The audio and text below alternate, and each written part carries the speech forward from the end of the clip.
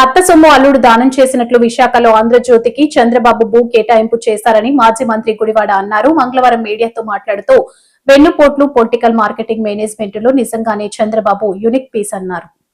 Brand image తో ఈ వేదిక మీదకి వచ్చాం. ఆయన తాలూకా బ్రాండ్ ఇమేజ్ తో ఈ సమావేశంలో పాల్గొంటున్నాం అని చెప్పి వారు చెప్పినట్టుగా చూసాం. కానీ నాకు అనిపించింది ఏంటంటే, నాకే కాదు ప్రజలకు కూడా అనిపించింది ఏంటంటే, బ్రాండ్ ఇమేజ్తో వెళ్ళినట్టుగా కనబడలా, తెలుగుదేశం పార్టీ తాలూకా బ్రాండ్ మేళంతో వెళ్ళినట్టుగా కనబడింది. ఎందుకంటే తండ్రికి కొడుకు డప్పు కొట్టడం, కొడుక్కి తండ్రికి డప్పు కొట్టడం నిన్నంతా కూడా నిన్న జ్యూరిక్ వేదికగా తెలుగు డయాస్పోరాతో జరిగినటువంటి సమావేశంలో స్థానికంగా యూరోప్కి సంబంధించినటువంటి పెట్టుబడిదారులు ఇన్వెస్టర్స్ సంబంధించినటువంటి సమావేశంలో వారు మాట్లాడినటువంటి మాటలు చూసాం. వారు కొడుకు మాట్లాడుతూ వారి తండ్రి గురించి, నా తండ్రి ఒక యూనిక్ పీస్ అని చెప్పాడు. ఈ పీస్ ఎక్కడ దొరకదు, ప్రపంచంలోనే నా తండ్రి ఒక యూనిక్ పీస్ అని చెప్పాడు. నిజమే, వాస్తవం మాట్లాడాడు.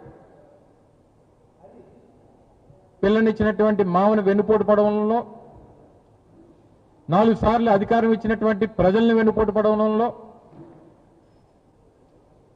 16 సంవత్సరాలు ఈ రాష్ట్రానికి ముఖ్యమంత్రిగా ఉండి ఈ రాష్ట్రానికి ఏమీ చేయకుండా ఉన్నటువంటి దాంట్లో కేవలం పొలిటికల్ మార్కెటింగ్ అండ్ మేనేజ్మెంట్లో బహుశా నీ తండ్రికి మించినటువంటి వ్యక్తి ఈ ప్రపంచంలో ఎక్కడ ఉండడం, అది ఒక యూనిక్ పీస్ అనేటువంటి విషయం చాలా కరెక్ట్గా చెప్పాడు వారి అబ్బాయి. ఈ క్రమంలో ఈ మధ్యకాలంలో మనం చాలా సందర్భాల్లో చూస్తూ ఉన్నాం. గడిచినటువంటి ఈ 2 సంవత్సరాలుగా వారి అధికారంలోకి వచ్చిన దగ్గర నుంచి జగన్మోహన్ రెడ్డి గారి హయాంలో జరిగినటువంటి కార్యక్రమాల్ని, వారి ప్రారంభించినటువంటి, వారు శంకుస్థాపన చేసినటువంటి కార్యక్రమాలకి, వారు నిర్మాణం చేపట్టినటువంటి కార్యక్రమాలకి, వారు తీసుకొచ్చినటువంటి పెట్టుబడులకి నేనే కారణం అని చెప్పుకునేటువంటి ప్రయత్నం గడిచినటువంటి 2 సంవత్సరాలుగా చంద్రబాబు నాయుడు గారు, వారి ప్రభుత్వం, వారి కొడుకు చేస్తున్నటువంటి క్రెడిట్ చోరీ కార్యక్రమాన్ని మనం చూస్తూ ఉన్నాం. సహజంగా మీ అందరికీ తెలుసు, మన ప్రాంతంలో ఇల్లు నిర్మాణం చేసుకున్నప్పుడు లేదా ఏదైనా భవనం నిర్మాణం చేసుకున్నప్పుడు నరదిష్టి తగలకుండా దిష్టిబొమ్మను పెడతాం, ఎవరింటికన్నా పెడతాం సహజంగా. ఇల్లు నిర్మాణం పూర్తయిపోయిన తర్వాత దిష్టిబొమ్మ ఏమనుకుంటుందంటే, ఈ నిర్మాణానికి కారణం అంతా కూడా నా వల్లే అని చెప్పి ఆ దిష్టిబొమ్మ అనుకుంటుందట. అలాగే చంద్రబాబు నాయుడు గారు నారావారి దిష్టిబొమ్మ ఏమనుకుంటుందంటే, ఈ రాష్ట్రంలో ఏం జరిగినా నా వల్లే జరిగింది అని చెప్పి ఈ దిష్టిబొమ్మ అనుకుంటుంటుంది. శంషాబాద్ ఎయిర్పోర్ట్ నేనే కట్టాను, ఔటర్ రింగ్ రోడ్ నేనే కట్టాను, భోగాపురం ఇంటర్నేషనల్ ఎయిర్పోర్ట్ నేనే కట్టాను, విశాఖపట్నంలో హెల్త్ సిటీ నేనే కట్టాను, లేకపోతే రిషికొండలో ఐటీ టవర్స్ నేనే కట్టాను. ఇవన్నీ మరి ఆయన చేయకపోయినా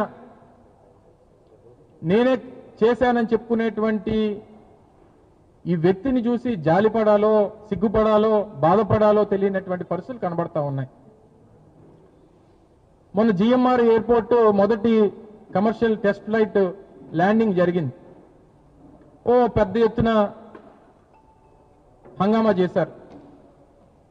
నాకు ఒక సోదరుడు ఒక మెసేజ్ పెట్టాడు, అన్న వీళ్ళు తెలుగుదేశం పార్టీ వాళ్ళు చాలా హడావిడి చేస్తున్నారు, ఆ రోజు జగనన్న చేతుల మీదుగా జరిగినటువంటి శంకుస్థాపన, నిర్మాణ కార్యక్రమాలు ఇవన్నీ జగన్మోహన్ రెడ్డి గారి హయాంలో జరిగినాయి.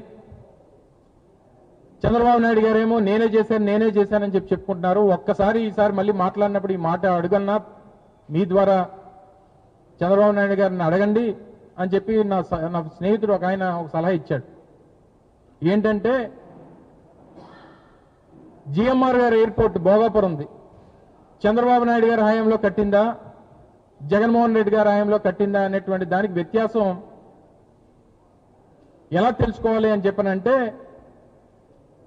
రేపు వర్షాకాలం వచ్చినప్పుడు వర్షం టెర్మినల్లోకి వస్తే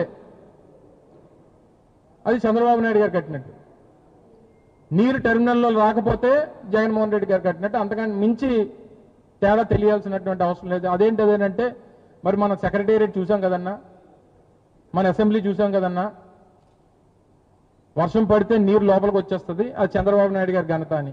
అరే బాబు, వర్షం పడితే నీరు ఎయిర్పోర్ట్లోకో లేకపోతే అసెంబ్లీలోకో సెక్రటేరియట్లోకో వచ్చేస్తున్నాయి అని చెప్పి చంద్రబాబు నాయుడు గారు పూర్తిగా రాజధాని తీసుకెళ్లే అందులో కట్టేస్తున్నారు. ఎక్కడైతే క్రికెట్ మ్యాచ్లు జరిగినప్పుడు ఎప్పుడైనా వర్షం పడితే మనం కవర్స్ వేస్తాం, మీ అందరు తెలుసు. రాజధాని పరిస్థితి కూడా అంతే. అమరావతి ఎప్పుడైనా వర్షం పడితే దాన్ని నీళ్లు తోడడానికి ఈయన విజనరీ, ఈ గొప్ప విజనరీకి సంబంధించినటువంటి కార్యక్రమాలు ఈ రకంగా ఉంటాయని చెప్పి ప్రజలు మాట్లాడుకుంటా ఉన్నారు. వీళ్ళు గొప్పలేమో దావోస్ వెళ్ళి గొప్పలేమో అలా చెప్పుకుంటుంటారు. ఈ రకంగా ముందుకెళ్లేటువంటి కార్యక్రమంలో చంద్రబాబు నాయుడు గారు ఒక పెద్ద రాజకీయ మాయాజాలకుడు అనేటువంటి విషయం, ప్రజల్ని మభ్యపెట్టి మోసం చేసి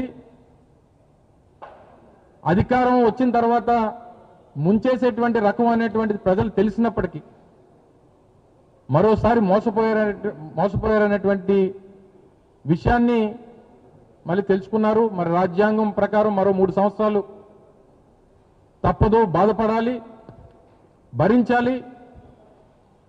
వీటినన్నిటిని కూడా అధిగమించేటువంటి కార్యక్రమం కూడా మనందరం కూడా చెయ్యాలనేటువంటి